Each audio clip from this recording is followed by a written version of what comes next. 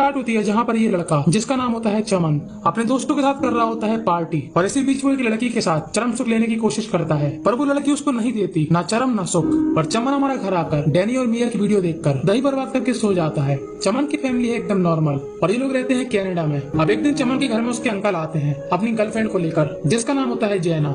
वो जैना से शादी करने वाले हैं। अब डेना के कपड़े एकदम एडवांस होते हैं और हमारे चमन की नजर वहीं पर जाती है, डेना की अनमोल रत्नों पर, और वो अपनी कजन सिस्टर के साथ इस बारे में बात कर रहा होता है। और तभी वहाँ पर उसकी मम्मी आती है, जो कहती है कि वो एक रशियन औरत है, शायद वहाँ का फैशन ऐसा ही होता होगा, हम किसी भी औरत को कपड़ों से जज नहीं कर सकते। जैना एक रशियन औरत है और उसकी एक लड़की भी है जिसका नाम है नताशा, और शादी के बाद वो भी उनके साथ रहेगी। अब इन दोनों की शादी होने के बाद ये लोग जाते हैं एयरपोर्ट नताशा को लेने। अब नताशा दिखती है बड़ी पर नताशा है सिर्फ 14 साल की। अब ये सभी लोग मिलकर बात कर रहे होते हैं, पर इन सभी की बातें नताशा के ऊपर से जा रही होती है क्योंकि उसको इंग्लिश नहीं आती। और चमन की मम्मी चमन से कहती है कि नताशा यहाँ पर बोर हो रही है तो तुम उसको अपना घर दिखा दो। और चमन उसको अपना घर दिखाता है और ले आता है अपने रूम पर। नताशा उससे पूछती है तुम इस कमरे में क्या करते हो? तब चमन कहता है कि मैं इस कमरे में पढ़ता हूँ। तब नताशा बोलती है कि तुम कभी अपने कमरे में किसी लड़की को लेकर आए बूम बूम करने के लिए? और चमन हमारा चौंक जाता है। वो उससे कहता है कि तुम सिर्फ 14 साल की हो और तुम ऐसी बातें नहीं कर सकती। अब उसको क्या मालूम कि नताशा बहुत बड़ी खिलाड़ी थी। वो उससे कहती है ये तो नॉर्मल है, मैं अभी तक 100 बार बूम बूम कर चुकी हूँ। पर हमारे चमन को काफी बुरा लगता है क्योंकि वो एक भी बार नहीं कर पाया। नताशा उससे कहती है कि अगर तुम्हारी श्रद्धा हो तो मैं तुम्हारे साथ भी कर सकती हूँ। तब चमन कहता है कि मेरे अंकल ने तुम्हारी मम्मी से शादी करी तो हम लोग कजन हैं। तब नताशा बोलती है कि तुम ऐसा मत सोचो क्योंकि मेरी माँ एक नंबर की बिगड़ी हुई औरत है। अब अगले दिन चमन की मम्मी उसे कहती है कि नताशा यहाँ पर नहीं है और उसको इंग्लिश भी नहीं आती, तो तुम उसको ये शहर घुमाओगे और उसको इंग्लिश भी सिखाओगे। और चमन हमारा पहुंच जाता है नताशा को लेने, जहाँ पर नताशा की माँ उस पर गुस्सा हो रही होती है और इस गुस्से का मेन कारण हमको आगे मालूम चलेगा। अब नताशा और चमन बाहर आ जाते हैं और चमन नताशा को अपने फ्रेंड से मिलवाता है जिसका नाम होता है रूफस। रूफस अकेले ही रहता है क्योंकि उसके मम्मी और पापा का डिवोर्स हो गया और वो नताशा के साथ बहुत अच्छे से पेश आता है और वो नताशा को खिला पिलाकर उसके घर छोड़ देता है। नताशा उससे कहती है कि मैं तुमसे कल मिलूंगी। और अगले दिन चमन हमारा जहाँ भी जाता है नताशा को साथ लेकर जाता है और नताशा को मालूम चलता है कि चमन हमारा बाबा जी की बूटी बेचता है। वो उससे कहती है कि मैं तुम्हारे घर वालों को नहीं बताऊंगी पर मुझको भी ये ट्राई करना है। नताशा को चमन की फैमिली काफी पसंद आती है और वो उनके साथ डिनर भी करती है। अब अगले दिन चमन हमारा नताशा को बाबा जी की बूटी पिलाता है और नताशा को काफी अच्छा लगता है। नताशा उससे कहती है कि क्या मैं तुम्हारा लैपटॉप इस्तेमाल कर सकती हूँ? तब चमन कहता है कि तुम इस्तेमाल कर सकती हो, पर चमन यहाँ पर कुछ भूल रहा था और जैसे ही नताशा उसका लैपटॉप खोलती है वहाँ पर चल रही होती है धमाधम वाली वीडियो और हमारे चमन की सिट्टी पिट्टी गुल हो जाती है। और नताशा को समझ में आता है कि चमन तो हमारा चैंपियन निकला, पर नताशा थी चैंपियनों की चैंपियन।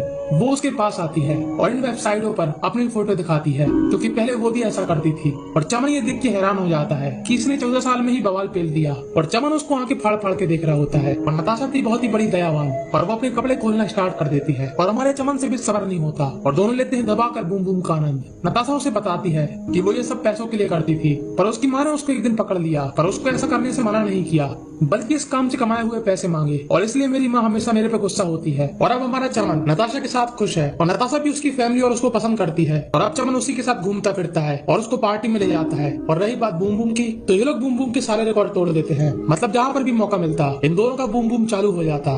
अब एक दिन चमन की माँ नताशा से कहती है कि तुम्हारे मेरे यहाँ पे रुक जाओ क्योंकि तुम्हारी मम्मी और तुम्हारे नए पापा हनीमून पर गए हैं। और नताशा काफी खुश हो जाती है क्योंकि उसको चमन की फैमिली पसंद थी और रात में चमन उसको गुड नाइट कह के सो जाता है। पर तभी थोड़ी देर बाद नताशा उसके कमरे में आ जाती है। वो कहती है कि मुझको नींद नहीं आ रही और ये लोग बाहर चले जाते हैं। नताशा कहती है कि मुझे तुम्हारा घर और फैमिली पसंद है। तब चमन कहता है कि तुम यहाँ पर कभी भी आ सकती हो। वो कहती है कि मैं एक दिन यहाँ से चली जाऊंगी क्योंकि मेरी मम्मी तुम्हारे अंकल को धोखा दे रही, वो तुम्हारे अंकल के अलावा और भी लोगों के साथ चरम सुख ले रही। और मैंने ये बात तुम्हारे अंकल को बताई पर उनको मेरी बात का यकीन नहीं हुआ। और अगले दिन डेना उसको लेने आती है पर नताशा उसके साथ नहीं जाना चाहती और डेना उस पर गुस्सा हो जाती है। वो कहती है कि मुझे मालूम है तुम क्यों नहीं जाना चाह रही क्योंकि तुम आजकल चमन के साथ बूम बूम कर रही हो। और इस बात को सुनने के बाद नताशा एकदम बौखला जाती है और वो डेना के ऊपर जंगली बिल्ली की तरह चढ़ जाती है और चमन को हमारे सांप सूंघ जाता है और वो सोचता है कि माँ बेटी के चक्कर में मेरे माँ बाप के सामने मेरी इज्जत के एल लग गए। नताशा कहती है कि मैं यहाँ से नहीं जाऊंगी।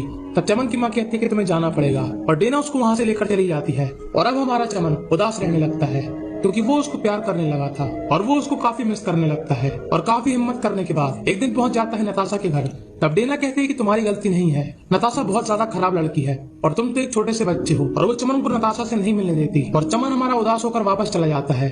अब रात में चमन को नताशा का मैसेज आता है और वो उसके घर के बाहर ही होती है। चमन कहता है कि तुम बैग लेकर कहाँ पर जा रही हो। तब नताशा उसे कहती है कि वो फ्लोरिडा जा रही है, क्या तुम भी मेरे साथ चलोगे। तब चमन कहता है कि मैं इतनी जल्दी डिसाइड नहीं कर सकता और तुम्हारी भी एक फैमिली है। तब नताशा कहती है कि वो फैमिली टूटने वाली है क्योंकि मेरी माँ काफी खराब औरत है और तुम्हारे अंकल मेरी बात पे विश्वास नहीं कर रहे थे और इसी वजह से मैंने तुम्हारे अंकल के साथ बूम बूम किया ताकि ये शादी टूट जाए और मैं नहीं चाहती कि तुम्हारे अंकल की जिंदगी बर्बाद हुए। और चमन को समझ में नहीं आता कि आखिर ये भला क्या है। अब चमन तो उसके साथ नहीं जाता पर वो अपने पूरे पैसे उसके हाथ में थमा देता है और वो वहाँ से चली जाती है। और अगले दिन सबको मालूम चलता है कि डेना और उसके अंकल का तलाक होने वाला है और चमन के अंकल तलाक का कोई अलग ही रीजन बता रहे होते हैं। पर सच्चाई तो हमारे चमन को मालूम है और वो अपने अंकल को बड़े गुस्से से घूर रहा होता है क्योंकि इस बुढ़े ने नताशा के साथ बूम बूम किया और अब हमारा चमन उदास रहने लगता है। तभी रूफस का फोन आता है पर वो उसका फोन नहीं उठाता और कुछ दिनों बाद वो रूफस के यहाँ पर जाता है जहाँ पर होती है नताशा। रूफस कहता है कि अब वो यहीं पर रहेगी और वो तुम्हारी शक्ल भी नहीं देखना चाहती और मैंने इसी बात को बताने के लिए तुमको फोन लगाया था पर तुमने मेरा फोन नहीं उठाया।